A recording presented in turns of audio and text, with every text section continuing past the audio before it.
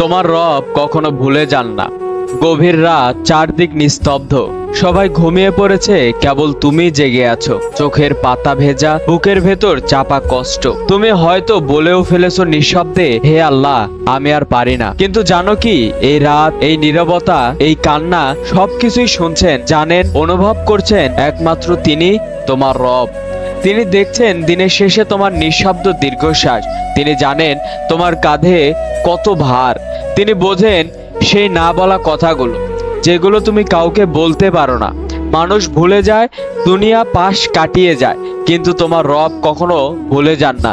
তিনি সূরা দোহার ভিতর তো বলেই দিয়েছেন, তোমার প্রভু তোমাকে পরিত্যাগ করেননি।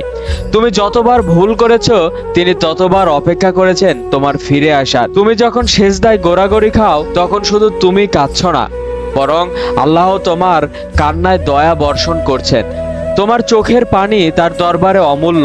তোমার এক একটা ইয়া আল্লাহ তার আরশে গিয়ে পৌঁছে যায়। তার দয়া অসীম, তার ক্ষমা সীমাহীন, তার ভালোবাসা তোমার কল্পনারও বাইরে।